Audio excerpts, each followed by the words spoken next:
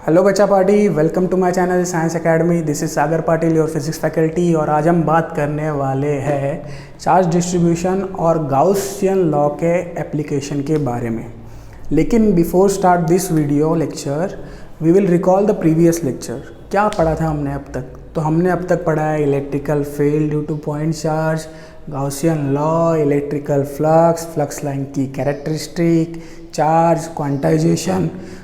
ये सारी चीज़ हमने अब तक पढ़ते आई है।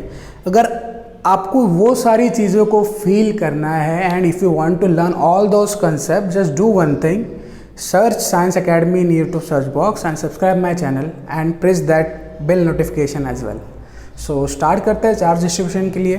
तो बेसिकली चार्ज डिस्ट्रीब्यूशन जो होता है वो 3 टाइप्स में होता है। जो चार्ज डिस्ट्रीब्यूशन होता है वो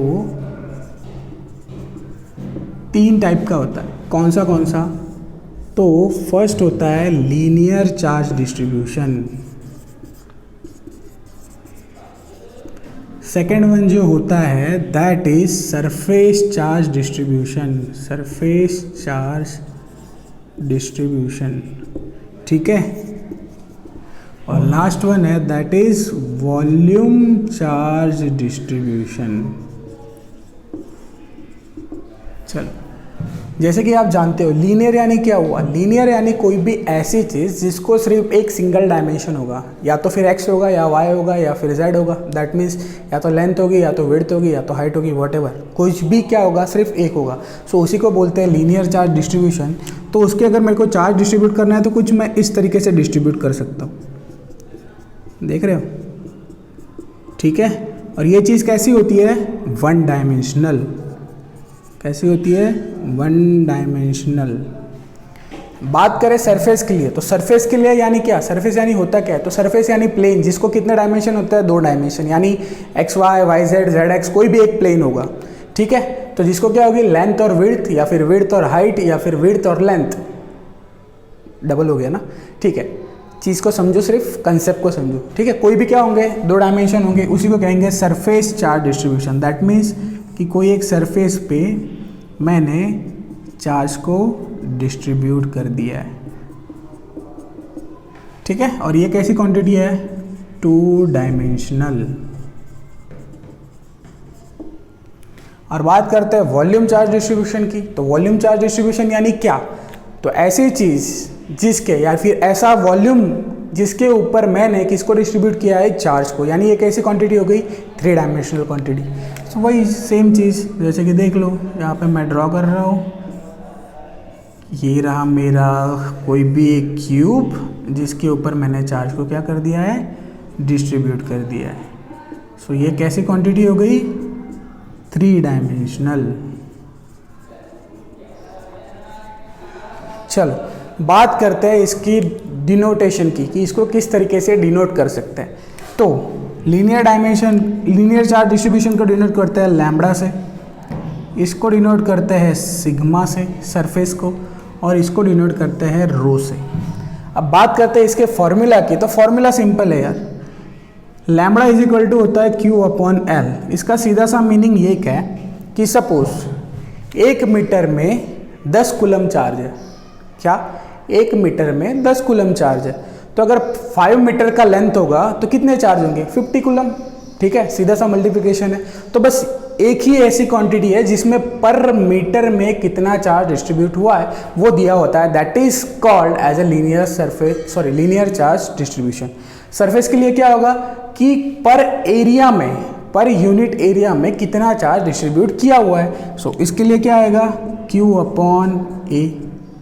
और रो के लिए क्या आएगा? Q अपॉन V, यानी पर वॉल्यूम में कितना चार्ज डिस्ट्रीब्यूट हुआ है वो चीज़, ठीक है। चलो इसकी बात करते हैं इसकी यूनिट की। तो इसका यूनिट होगा कूलम पर मीटर, इसका यूनिट होगा कूलम पर मीटर स्क्वायर, और इसका यूनिट होगा कूलम पर मीटर क्यूब।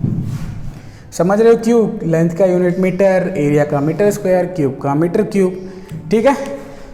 तो ये सीधा सिंपल चार्ज डिस्ट्रीब्यूशन हो गया। और ये चीज़ आपके लिए इम्पॉर्टेंट इसलिए है क्योंकि ये सारी चीज़ें गाउसियंस लॉ के एप्लीकेशन में वाइडली यूज़ होने वाली है, क्योंकि ये आएगा तो वो आएगा, ठीक है। तो प्लीज़ टेक अ स्नैपशॉट। तो आगे बढ़ते हैं अपने नेक्स्ट टॉपिक की तरफ। सो हमने अभी ये टॉपिक कवर कर लिया, ठीक है। चलो टेक अ स्नैपशॉट। तो बच्चों आगे बढ़ते हैं और पढ़ते हैं हमारा next topic, that is electrical field due to charge infinite length of wire. देखो कुछ इस तरीके से कंस्ट्रक्शन है। एक इनफाइनाइट लेंथ का मैंने वायर लिया है, ठीक है, इनफाइनाइट लेंथ का वायर लिया है जिसके ऊपर मैंने ये पॉजिटिव चार्ज डिस्ट्रीब्यूट किया है। अब आप जानते हो, जैसे कि मैं ऑलरेडी पढ़ा चुका भी हूँ ये चीज़ को, कि पॉजिटिव चार्ज के द्वारा प्रोड्यूस होने वाला इलेक्ट्रिकल फील्ड कौन से डायरेक्शन में होता है? आउटवर्ड डायरेक्शन में होता है। कौन से डायरेक्शन में होता है? आउटवर्ड, ठीक है। तो इसके द्वारा प्रोड्यूस होने वाला इलेक्ट्रिकल फील्ड कौन से डायरेक्शन में? आउटवर्ड डायरेक्शन में, ठीक है। तो चलो अब मैंने क्या किया, ये तार से या फिर ये वायर से आर जितने इक्वल डिस्टेंस पे मैंने एक लूप बना दिया, ठीक है। अभी लूप तो बना दूंगा कुछ इस तरीके से कि सपोज ये वायर है या फिर तार है, इससे इक्वल डिस्टेंस पे मैंने लूप बनाया तो वो सर्कुलर लूप बनेगा। बट गाउसियन लॉ हमेशा किस सरफेस के लिए लगता है? क्लोज के लिए। तो अगर मैं यहाँ से कर दूंगा, इस सरफेस को बना दूंगा, बट ये पोर्शन तो क्लोज नहीं होगा, तो इसको क्लोज करने के लिए क्या करना पड़ेगा? मेरे को एक सरफेस यहाँ पे भी लेनी पड़ेगी, सेम वे दूसरी सरफेस यहाँ पे भी लेनी पड़ेगी। तो मेरे पास टोटल कितनी सरफेस हो गई? That is 3, 1, 2 and third one. So चीज़ समझ रहे हो आप? आई होप आपको पता चल रहा है। तो देखो यही मैंने किया है। क्या किया है? एक इन्फाइनाइट लेंथ का वायर, उसके ऊपर डिस्ट्रीब्यूशन, फिर इक्वल आर लेंथ के ऊपर से मैंने एक गाउसियन लूप बनाया और उस गाउसियन लूप को क्लोज करने के लिए सरफेस 1 और सरफेस 3 को यूज़ कर लिया। सो राइट नाउ मेरे पास अभी कितनी सरफेस है? तो राइट नाउ मेरे पास 3 सरफेस है। कौन सी? तो एक है कौन सी surface? That is curve surface,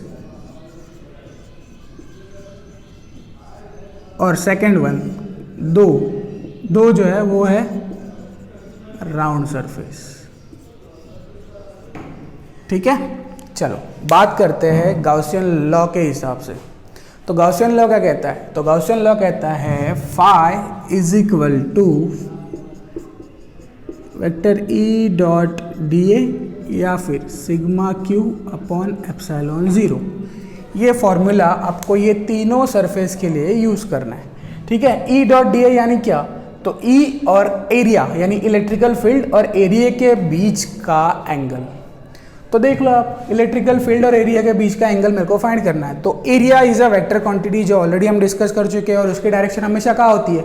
तो ऑब्जर्वर की तरफ परपेंडिकुलर डायरेक्शन में। जैसे कि मैं आपको व्यू कर रहा हूँ, मैं आपको देख रहा हूँ या फिर आप ये वीडियो देख रहे हो, तो उसका एरिया वेक्टर कहाँ पे होगा? तो जिस सरफेस को आप देख रहे हो उस सरफेस में से निकल के आपकी आँख के डायरेक्शन में, आइज की डायरेक्शन में, ठीक है। चलो तो सपोज ये कर्व सरफेस को मैं देख रहा हूँ, कहीं से भी देखूँ, सपोज ऊपर से देख रहा हूँ, तो इसका एरिया वेक्टर क्या होगा? इस सरफेस के इस डायरेक्शन में। अगर इस सर्कुलर चीज़ को मैं यहाँ से देख रहा हूँ तो इसका एरिया वेक्टर कुछ इस तरीके से होगा।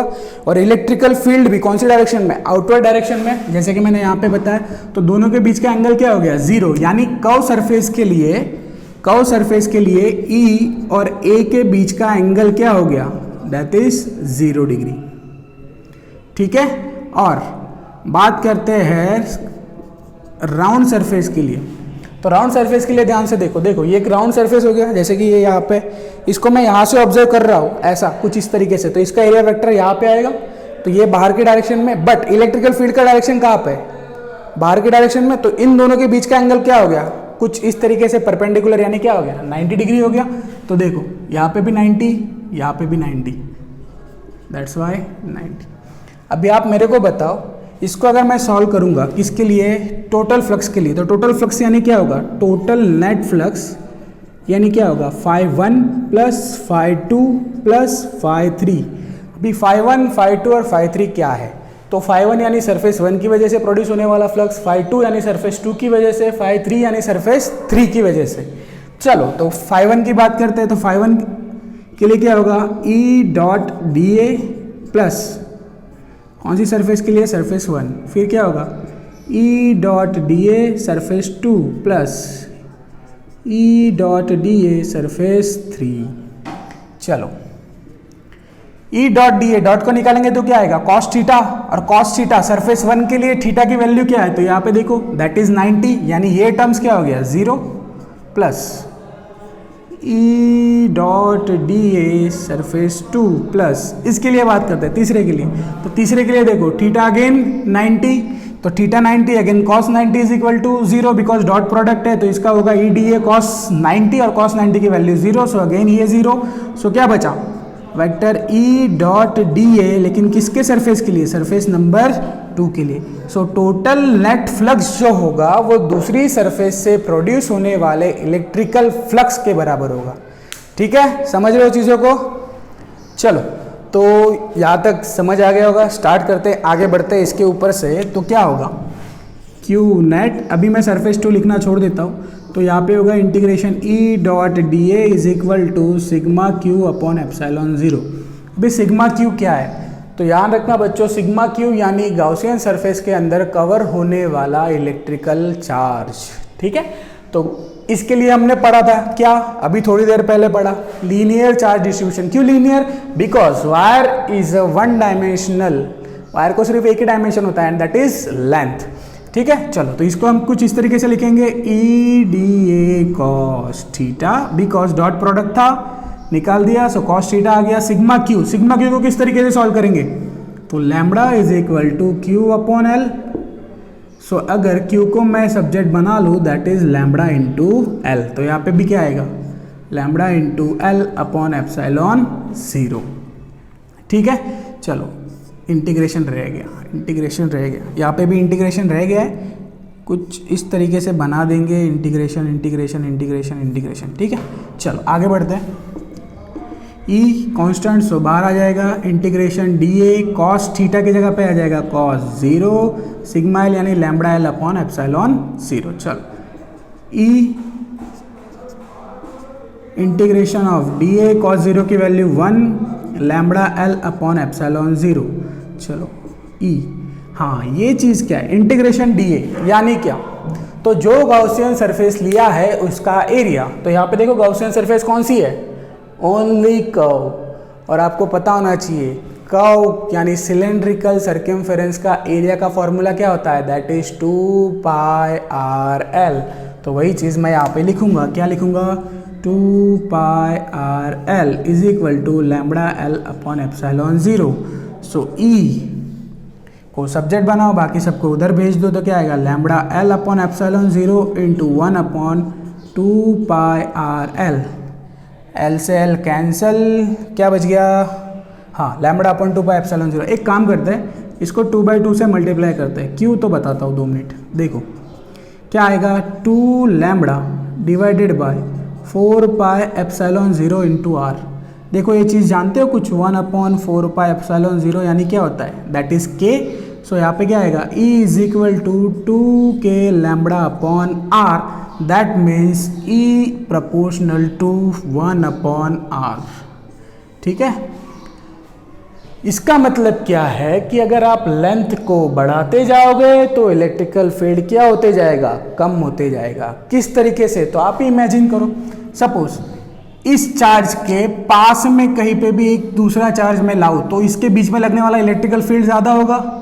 यहाँ से फिर और ऊपर जाऊंगा तो डिस्टेंस बढ़ेगा, तो इलेक्ट्रिकल फील्ड की ताकत क्या होगी, कम होते जाएगी। और आगे बढ़ूंगा तो कम होते जाएगी, और आगे बढ़ूंगा तो कम होते जाएगी। तो समझ रहे हो, जैसे जैसे आप डिस्टेंस को बढ़ाओगे इसकी अट्रैक्शन या फिर रिपल्शन या फिर फोर्स लगाने की ताकत क्या हो जाएगी, कम होते जाएगी। That's why E proportional to 1 upon R. So ये हमारा सेकेंड टॉपिक भी कवर हो गया, that is electrical field due to charge infinite length of wire. Please take a snapshot, और ये टॉपिक आप ऐसा का ऐसा लिखना, so you will get a full marks. ठीक है, चलो प्लीज टेक अ स्नैपशॉट। चलो बच्चों आगे बढ़ते हैं और बढ़ते हैं हमारे third topic, that is electrical field due to charge infinite sheet. अभी बात करते हैं शीट। शीट यानी क्या होता है, वन प्लेन। प्लेन यानी क्या, ऐसी चीज़ जिसके कितने डायमेंशन होंगे, 2 डायमेंशन, और जिसको 2 डायमेंशन होगा उसके ऊपर कौन सा डिस्ट्रीब्यूशन होगा, तो याद करो हमने पढ़ा अभी जस्ट, कौन सा डिस्ट्रीब्यूशन होगा, that is surface charge distribution, और इसको किसके डिनोट करते हैं, दैट इज सिग्मा।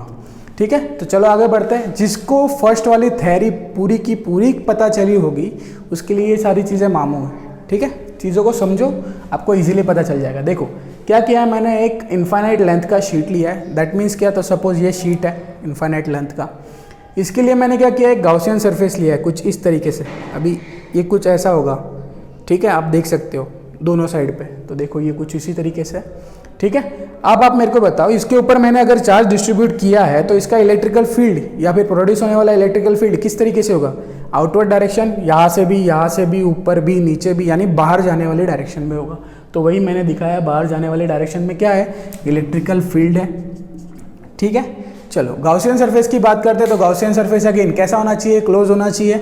तो यहाँ पे मैंने सिलेंड्रिकल लिया था, तो मेरे को क्लोज करने के लिए यहाँ से भी एक सरफेस चाहिए, यहाँ से भी एक सरफेस चाहिए। तो टोटल कितनी सरफेस हो गई, फर्स्ट, सेकेंड एंड थर्ड, ठीक है। तो वही हो गई फर्स्ट, ये हो गई मेरी फर्स्ट सरफेस, ये सेकेंड सरफेस और ये थर्ड सरफेस, ठीक है। चलो अभी बात करते हैं ई और ए के एंगल की। तो ई और ए के एंगल के बात करने के लिए तो सीधी सी चीज़ समझो, अगर ये शीट का इलेक्ट्रिकल फील्ड इस डायरेक्शन में है तो इसको, ये चीज़ को आप यहाँ से ऑब्जर्व कर रहे हो, तो इसका एरिया वेक्टर कहाँ पे आएगा, कुछ इस डायरेक्शन में।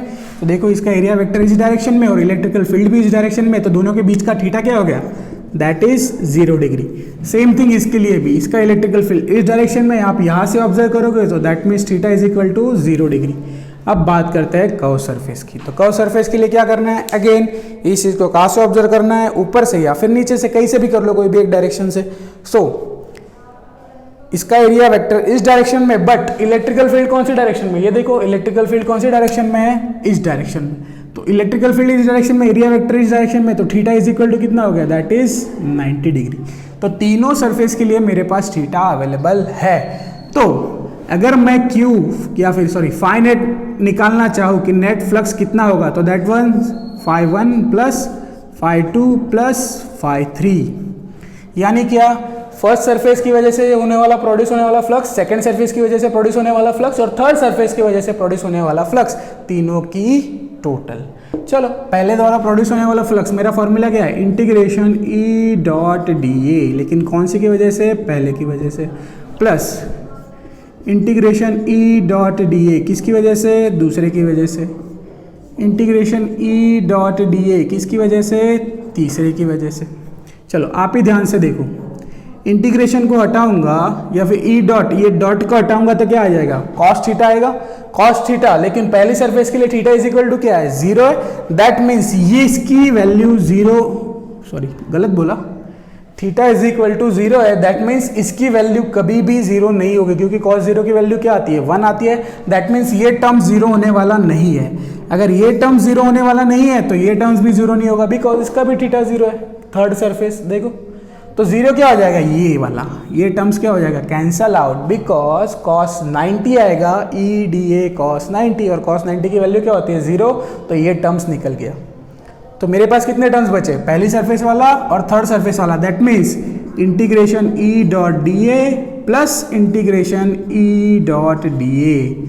तो इसका मीनिंग क्या हो गया, 2 इंटीग्रेशन ई डॉट डी ए। समझ रहे हो चीज़ों को। चलो, और इसके बराबर वैल्यू क्या आती है, सिग्मा क्यू अपॉन एप्सिलॉन 0। चलो अब आगे बढ़ते हैं, कॉस को हटाऊंगा, ए वेक्टर को मेरे को हटाना है, तो दैट मीन्स आएगा ई टी ए कॉस 0, ये आगे 2 आ गया, सिग्मा क्यू। सिग्मा क्यू यानी क्या होता है, तो सिग्मा क्यू यानी गॉसियन सरफेस के अंदर कवर होने वाला चार्ज। तो गॉसियन सरफेस के अंदर कवर होने वाला चार्ज हम किस तरीके से निकालेंगे, तो अगेन कौन सी densities, surface charge densities, that is sigma is equal to Q upon A. So Q is equal to क्या हो जाएगा, सिग्मा इंटू ए। बस ये क्यू की वैल्यू उठा के यहाँ पे रख देनी है, तो क्या हो जाएगा, सिग्मा क्यू की value that is sigma A upon epsilon 0। चलो, सो 2e common integration D A cos 0 की value 1, so sigma A upon epsilon not, so that is 2e। हाँ, ये इंपॉर्टेंट चीज़, डी ए यानी क्या, गाउसियन सरफेस का area. तो इसका area क्या होगा, किसका एरिया ढूंढना है मेरे को, इसका या फिर इसका। इसका एरिया क्या लिया था मैंने, दैट इज कैपिटल ए। तो यहाँ पे क्या आ जाएगा, दैट इज कैपिटल ए। यहाँ पे दिख रहा है आपको, देखो एरिया, सो यहाँ पे क्या आएगा, capital A is equal to sigma A upon epsilon 0। ई को मेरे को अगर सब्जेक्ट बनाना होगा तो क्या आएगा, sigma A upon epsilon 0 into 1 upon 2a। A से A cancel out, that means E is equal to sigma upon 2 epsilon 0, और ये हो गया electrical field due to infinite sheet. ठीक है, और that is a same electrical field which is produced by a capacitor. याद रखना ये कैपेसिटर में भी आने वाला है, तो उस टाइम पे भी फिर से पढ़ेंगे। So this is done from today's session. I hope you enjoy my lecture and please subscribe and share these videos to all the students which really need these things. So thank you and bye bye.